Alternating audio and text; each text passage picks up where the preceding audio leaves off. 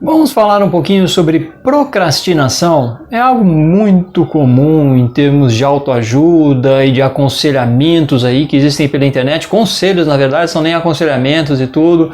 Ou uma série de dicas, de tentativas de construção de manuais para que as pessoas consigam superar esse grande problema, essa dificuldade em que elas estão sempre procrastinando, sempre colocando para depois alguma coisa que elas teriam que fazer o mais breve possível, sempre ficam adiando e depois é uma dor de cabeça imensa porque fica tudo para a última hora, a pessoa acaba se estressando bastante, tudo.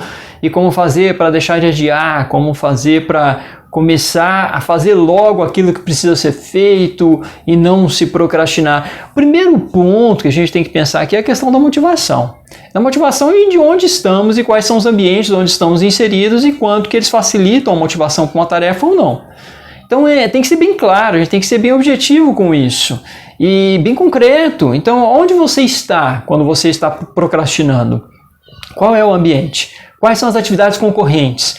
Porque é muito mais fácil de procrastinar, de deixar para depois, se você tem uma série de atividades mais prazerosas para fazer ao mesmo tempo. Então imagina, você está na tua casa.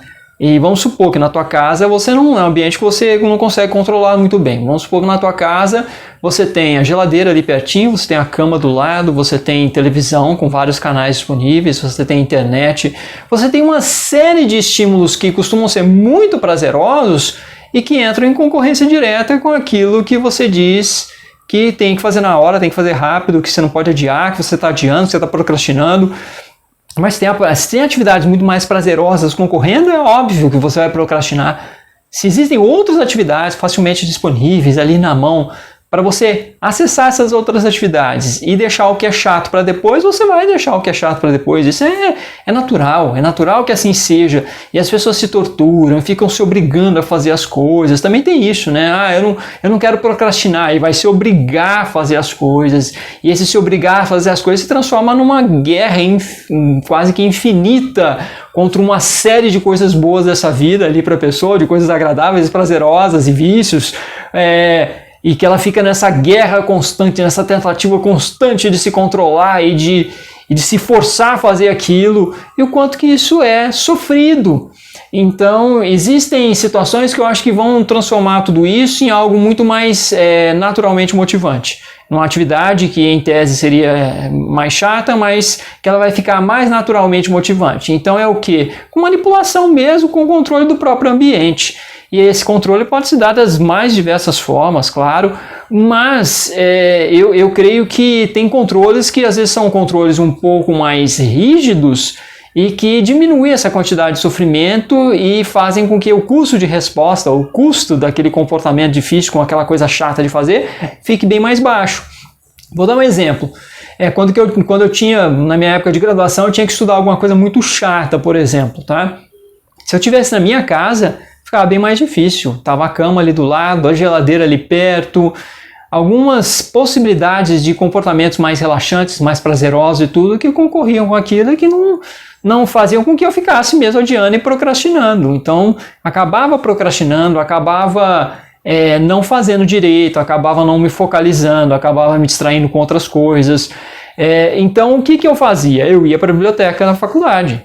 Ia para a biblioteca lá da USP, em Ribeirão Preto, e aquilo era um ambiente ideal para foco. A cadeira era agradável, a temperatura era agradável, o local era agradável, tinham árvores em volta. Já começava aí, né? Um ambiente bem gostoso, bonito, local agradável, com ergonomia adequada. E aí não havia outra coisa a ser feita. Abria aquele livro e estava somente eu ali naquela mesa com aquele livro e eu tinha que, de alguma forma, me focalizar. Não tinha como fazer outra coisa porque não havia outra coisa a ser feita. E também não era um ambiente angustiante, entristecedor, um ambiente sem qualquer tipo de estimulação. Eu não estava encerrado dentro de um quarto sem qualquer tipo de estimulação. Eu via pessoas passando, eu ouvia pássaros, eu vi o verde lá fora, Então havia e havia silêncio significativo. Então as pessoas ali dentro tinham uma regra muito forte de respeitar o silêncio e tudo. Uma biblioteca é um local meio que sagrado para se concentrar, meio que sagrado para fazer esse exercício de se debruçar sobre um livro, de fazer esse exercício até meditativo de se concentrar em um livro, se concentrar em palavras, em leitura, em tentativa ali de estudo, porque estudar não é fácil, não é nada fácil, não é nada natural também, não é nada natural tentar se debruçar sobre um texto escrito e decodificar tudo que está ali e ficar parado. Isso não é natural. Natural é falar, natural é pegar o que está no livro e ir lendo aquilo como se você estivesse falando mesmo, aí você vai produzindo voz e tudo, produzindo algo que é muito mais vivo, que é esse comportamento de falar e dialogar, e ler isso para outra pessoa, não ler só para si mesmo e debater. Então eu acabo hoje pensando que investir em estudo em grupo é o que tem de mais significativo em estudo colaborativo, em trabalhos colaborativos mesmo, em que envolvam diálogo, envolvam essa questão viva da voz, da palavra, da interação com o outro, essa interação muito viva e rica e orgânica, que é o diálogo. Então um fala, o outro responde, um fala e tem um outro sinal do outro lado, um sinal daqui, um sinal do outro lado, comunicação daqui, comunicação dali.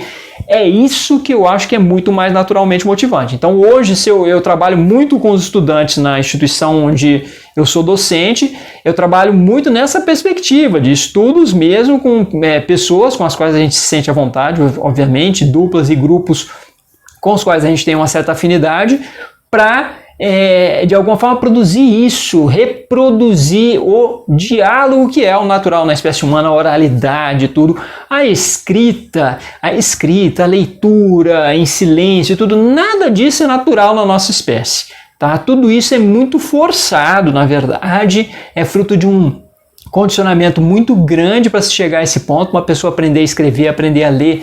Não é nada simples isso aí. E aprender a falar, as pessoas aprendem. Basta elas estarem imersas em uma determinada comunidade verbal que elas começam a falar e começam a entender o que os outros estão falando. Mas escrever e ler é de um outro nível, claro que tem uma série de benefícios, a leitura, a escrita e tudo, mas demanda toda uma sistematização para a aprendizagem, para a aquisição desse tipo de comportamento, e para realizar isso também depois vai muito por aí. Então, eu acho que tem que ter muitas vezes um ambiente que vai fazer com que o custo de resposta seja diminuído bastante, que aquilo não seja tão pesaroso, tão penoso para a pessoa, ela consiga realizar aquilo com mais facilidade, ou que ela esteja restrita o máximo possível aquilo que ela tem que fazer, sem tantos distratores. Em outros casos, não tem jeito, aquela tarefa, da forma como ela foi encomendada para que você faça,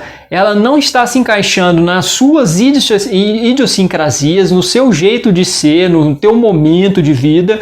Então aquilo está sendo muito pesado para você, aquilo não está minimamente em acordo com as suas predisposições, com as suas tendências, com as coisas que você gosta. Ou seja, é uma tarefa que você não gosta, e não tem, aquilo é doloroso para você fazer, você está se obrigando a fazer, aí fica muito difícil, você vai querer procrastinar mesmo. Então o que não é gostoso de fazer a gente tende a deixar para depois, quer deixar para depois, mas como fazer para que a tarefa se torne mais prazerosa? Eu acho que essa é uma grande pergunta, é uma pergunta que faz todo sentido analítico comportamental. Como fazer com que fique menos penoso, mais prazeroso, e aí eu acho que uma opção seria mesmo o estudo em dupla, em grupo, com pessoas com as quais você tem uma boa afinidade. Porque eu me lembro muito bem, inclusive na minha graduação, de ter passado feriado, final de semana inteiro estudando, e isso nunca ocorreu sozinho, sempre foi em grupo e foi prazeroso, e o final de semana passou e a gente não sentiu naquela época que tinha perdido um final de semana, porque tinha se sacrificado e ficado estudando. Não, nós tivemos ali um momento de crescimento conjunto em grupo, em que as pessoas debatiam, liam o que estava ali nos livros e tentavam entender o que estava acontecendo no mundo e na vida juntos, tentando estudar juntos e pesquisar juntos, entender melhor o que é um determinado assunto, o que é um determinado fenômeno, mas juntas, as pessoas juntas, e isso fazendo com que elas se motivassem umas às outras, porque estar com as pessoas e conversar e dialogar é mais naturalmente motivante. Eu espero que com esse vídeo eu tenha dado algumas luzes, talvez para futuros vídeos eu possa falar de como fazer para a pessoa começar a gostar um pouco mais de coisas que ela não gosta, se isso é possível, quais são os limites. E aí, claro, eu acho que entra sempre, inevitavelmente, o papel da mediação com o outro, da mediação social disso tudo, das gratificações sociais, das gratificações que vêm de outras pessoas, de como as outras pessoas têm um papel grande na nossa vida para fazer com que a gente muitas vezes comece a gostar de uma coisa que a gente não gostava, por exemplo. Mas isso aí fica para vídeos futuros, talvez. Se você gostou desse vídeo, por favor, me ajude a alimentar o algoritmo do YouTube, dando like, dislike, compartilhando, se inscrevendo no canal, fazendo comentário, qualquer comentário. Pode comentar até aí, olá, boa tarde, oi, já ajuda bastante. Estou colocando na descrição, ou até mesmo no primeiro comentário fixado, os links para meus livros na Amazon. Então fiquem à vontade aí para adquirir os livros, para conhecer, ter um pouco ideia de como é meu trabalho, de como eu venho produzindo conteúdo aqui para vocês no YouTube. E também o link para minha última publicação, que é meu último livro, Agonia e Sonho, Memórias e Reflexões de um Psicólogo nos Meandros do SUS. Um livro com escritos sobre as minhas experiências pessoais, profissionais, como psicólogo do SUS, em histórias que eu narro ali, de eventos e passagens e relação, interação com pacientes e que tratam de eventos extremos, muitas vezes, impactantes, emocionantes, e minhas reflexões sobre esses eventos e sobre uma série de conceitos correlacionados. É isso então, obrigado por tua audiência e até a próxima.